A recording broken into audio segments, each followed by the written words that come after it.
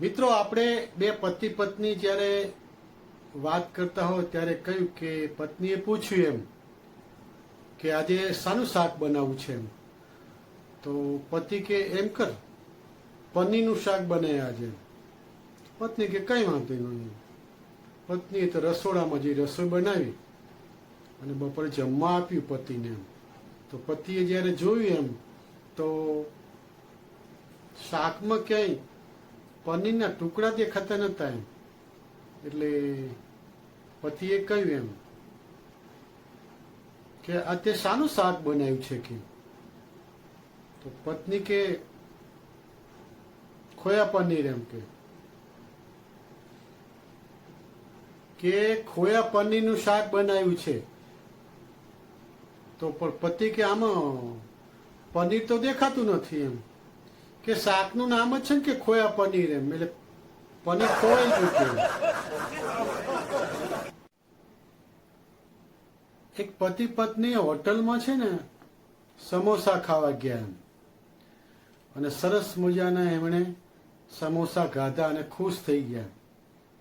અને બિલ ચૂકવી પાછા ઘેર આવી ગયા.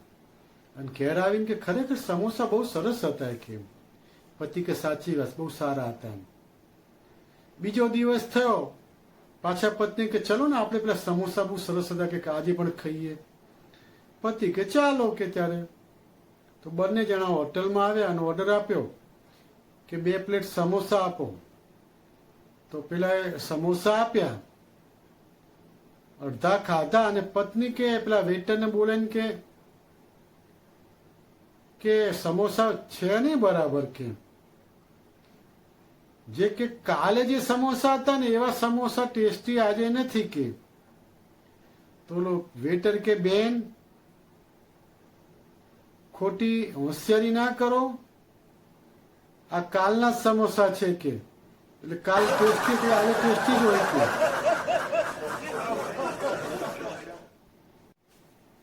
એક ઓફિસમાં બોસ એના એક એમ્પ્લોયને કહેતા હતા કે યાર મહેશ, મેં કાલે તને ફોન કર્યો તો તારી પત્નીએ ફોન ઉઠાવ્યો હતો કે.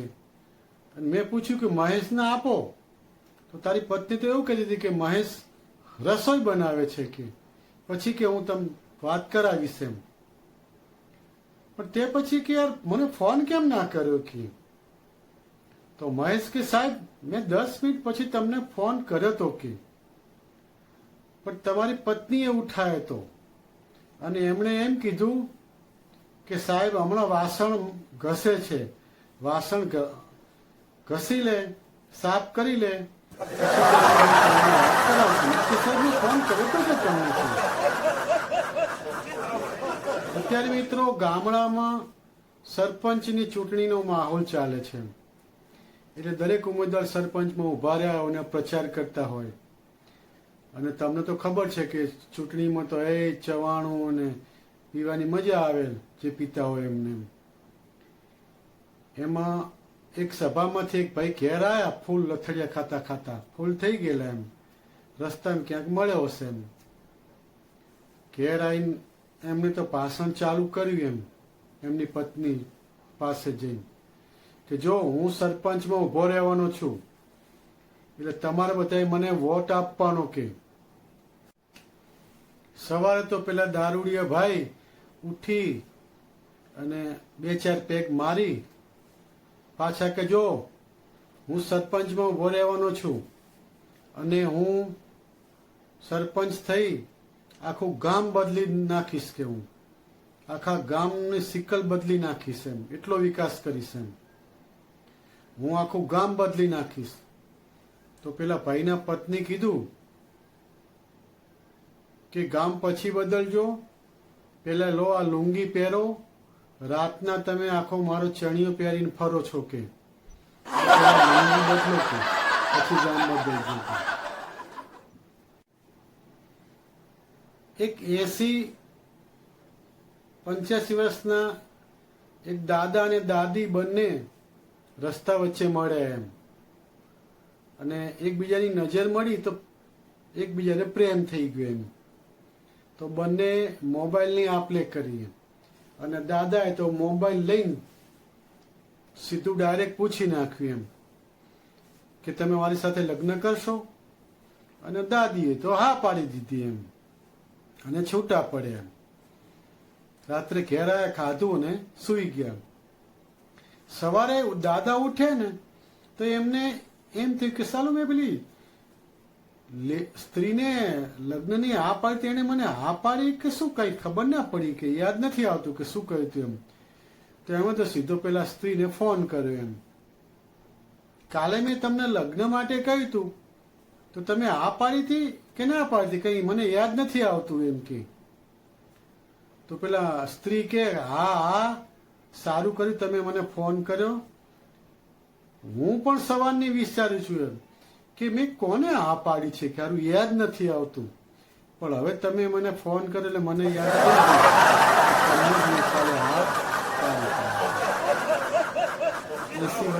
આવા એક છોકરાનું વેવિશાળ જોવા માટે સહકુટુંબ બધા ગયા એમ, અને છોકરા છોકરી એકબીજાને પસંદ આવી ગયા એમ. તો છોકરી વાળા કે તમારો છોકરો શું કરે છે, કે તો કંપનીમાં જોબ કરે છે એમ, કે સારું. તો છોકરા વાળા કે તમારી છોકરી શું કરે છે, તો છોકરી વાળા કે તો ભાઈ ફેશન ડિઝાઇનર છે કે. તો બધા તો એકદમ કે સારું કહેવાય કે ફેશન ડિઝાઇનર છે કે. એમ કરીને વેવિશાળ નક્કી થઈ ગયું અને ટૂંક સમયમાં બંનેના લગ્ન પણ લેવાના. આ તો લગ્ન પછી ખબર પડી કે ફેશન ડિઝાઇનર એટલે બ્લાઉઝ સીવતી હતી છોકરી એમ. લગ્ન પછી ખબર પડી કે ફેશન ડિઝાઇનર એટલે બ્લાઉઝ સીવવાનું. પતિ પત્ની કંઈક નાની એવી બાબતમાં રકઝક કરતા હતા અને રકઝક કરતા કરતા પત્નીએ છૂટું વેલણ માર્યું એમ અને સીધું અરીસાને વાગ્યું ને અરીસો ફૂટી ગયો એમ. તો પતિએ બૂમ પાડીને કે તને શરમ આવે છે કે આ મહિનામાં ત્યાં ચોથો અરીસો કે તોડ્યો છે કે. તો પત્ની કે પણ એ તો કે તમારી ભૂલના કારણે તૂટ્યો છે, કે મારી ભૂલના કારણે નહીં એમ. પતિ કે લે વેલણ તું છૂટું મારે છે અને એમાં મારી શું ભૂલ એમ. તો પત્ની કે કેમ તમે ચૂકી કેમ જાઓ છો, ખસી કેમ જાઓ છો, કે એને ઉભા રહેતા હોય તો અરીસો થોડો તૂટે કે.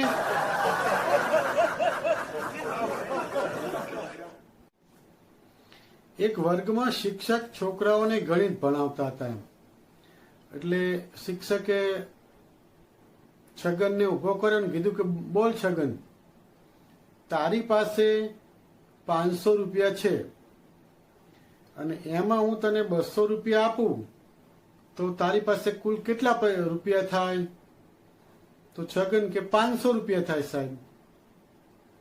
તો શિક્ષક કે કેમ 500 તો તારી જોડે છે જ અને હું 200 આપવાનો છું. ફરી વખત કે કેટલા થાય?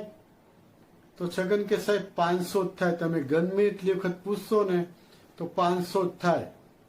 તો શિક્ષક કે કેમ 500 થાય, હું 200 આપું તોય? તો છગન કે સાહેબ એ તો તમે કહો છો, કઈ મને 200 આપવાના નથી, 500 બરાબર છે. એક કાકા છે ને મોટી ઉંમરના 80-90 વર્ષ ઉપરના હતા એમ અને દવાખાને દાખલ થયેલા અને લગભગ હવે એમની જવાની તૈયારી હતી. ત્યાં બધા છોકરાને 3 છોકરાને બોલાવી લીધા અને બધા સગાવાલાને બોલાવી લીધા.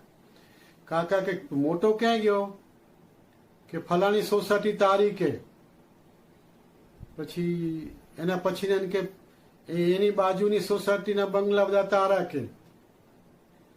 છેલ્લો વચોટ હતો એને કે તારે આખું વિશ્રામનગર કે આખું તારું કે. તો પેલી નર્સ હતી સાંભળીને ખુશ થઈ ગઈ કે આ કાકા કેટલા બધા પૈસાદાર ને માલદાર છે. તો એને નર્સે પેલી કાકીને કીધું કે કાકી તમે કાકા તો બહુ પૈસા વાળા છે કે આટલા બધા બંગલાઓ છોકરાઓને આપી દે છે. તો કાકી કે સાના બંગલા, આ તો કે છાપા નાખવાનું કામ કરે છે ને, તો છોકરાઓ છાપા નાખવા શું થતું નથી. એક નવા છોકરા છોકરીના લગ્ન થયા હતા એમ, અને છોકરીના ખોળામાં છોકરાનું માથું રાખી અને છોકરી માથું દબાવતી હતી એમ. છોકરો કે ધીમે ધીમે દબાવો કે મને માથું ઉતરી જશે એમ કે. છોકરી કે એક વાત સવાલ કરું તમને? છોકરો કે પૂછો એમ કે. અત્યારે તમે કે મારી જોડે માથું દબાડાવો છો, તો લગ્ન પહેલા કોની જોડે દબાવડાતા હતા કે? તો છોકરો કે આ માથાનો દુખાવો છે ને એ લગ્ન પછી જ ચાલુ થયો છે, પહેલા નહોતો થતો એમ કે. એક કાકા બીમાર પડ્યા ને તો દવાખાને ગયા એમ. તો ડોક્ટર સાહેબે ટ્રીટમેન્ટ ચાલુ કરી અને કાકાનો ફોન જોયો ને ડોક્ટર સાહેબે, તો આઈફોન હતો. એટલે ડોક્ટર સાહેબને ખ્યાલ આવી ગયા કે કાકા સગવડવાળા છે. તો કે કાકા તમને જે તકલીફ છે ને એનું ઓપરેશન કરાવવું પડશે કે, અને એ ઓપરેશનના 10 લાખ રૂપિયા થશે એમ. તો કાકા તો 10 લાખ સાંભળી અને હેતબાઈ ગયા એમ, અને આના કરવા લાગ્યા. તો ડોક્ટર સાહેબ કે એમ કરો કાકા, એવું હોય ને તો પેલા 2 લાખ રૂપિયા આપી દો, અને બાકીના છે ને એ 25-25 હજારના દર મહિને હપ્તા કરી દેજો કે. બોલો રાજી? કાકા કે એ તો ઠીક, સારું, કઈ વાંધો નહીં, પણ ડોક્ટર સાહેબ મને એવું લાગે છે કે જ્યારે હું આ ઓપરેશન કરાવું, પણ મને એવું લાગે છે કે હું કાર ખરીદી રહ્યો ને એવું લાગે છે કે મને. તો ડોક્ટર સાહેબ કે કાકા તમારી વાત સાચી છે, કાર જ ખરીદવાની છે, પણ તમારે નહીં કે મારે ખરીદવાની છે કે કાર. એક પતિ અને પત્ની બંને હિંચકા પર બેઠા હતા એમ, અને સાંસારિક વાતો કરતા હતા એમ. એ કે આપણા લગ્નનું તમે આલ્બમ જોયું કે જેવું જોઈએ એવું બન્યું નથી એમ કે. તો પત્ની એમ કે આપણે છે ને ફરી વખત લગ્ન કરીએ એમ કે. તો પતિ કે કેમ ફરી વખત? કે યાર આ આપણા ફોટા પાડ્યા હતા ને એમ, એ લગ્નના ફોટામાં કે તમે જુઓ કે બહુ ઓછી લાઈક મળી છે એમ સોશિયલ મીડિયામાં, જેવી જોઈએ એવી લાઈક નથી મળી.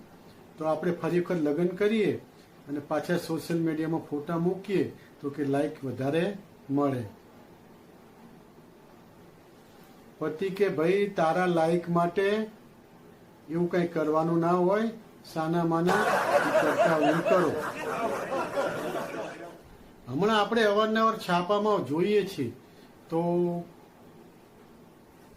જે યુવક યુવતીના લગ્ન થયા એ લોકો હનીમૂન પર જાય છે, ત્યાં ઘણી આકસ્મિક ઘટનાઓ બને છે અને પોતાના પતિને મારી નાખતા હોય છે. એવું છાપામાં 2-4 કિસ્સા આવ્યા છે. એટલે પછી એક હમણાં મેં કંકોત્રી વાંચી ને તો એમાં એવું લખ્યું હતું એમ કે લગ્ન તારીખ 25 તારીખના છે, પણ લગ્ન સમારંભ, જમણવાર અને રિસેપ્શન યુવક અને યુવતી હનીમૂન પતાઈને આવે પછી ગોઠવવામાં આવશે કે સહી સલામત. અમારે મગનલાલને વાગ્યું હતું ને એટલે દવાખાને ગયા એમ, અને દવાખાને ગયા એટલે પેલા નર્સ બેને એમને ટ્રીટમેન્ટ ચાલુ કરી એમ. પાટાપિંડી કરતા કરતા પૂછતા હતા એમ કે શું નામ છે તમારું? તો કે મગનલાલ. ઉંમર કેટલી છે? તો કે 26 વર્ષ એમ. તો પેલા નર્સ બેને ત્રીજો સવાલ કરે એમ કે પરણેલા છો કે? તો મગનલાલ કે બેન એવું કાંઈ નથી, આ તો સીડી ઉપરથી પડી ગયો ને એટલે આ ઈજા થઈ છે, તમે જેવું માનો છો એવું કંઈ નહીં.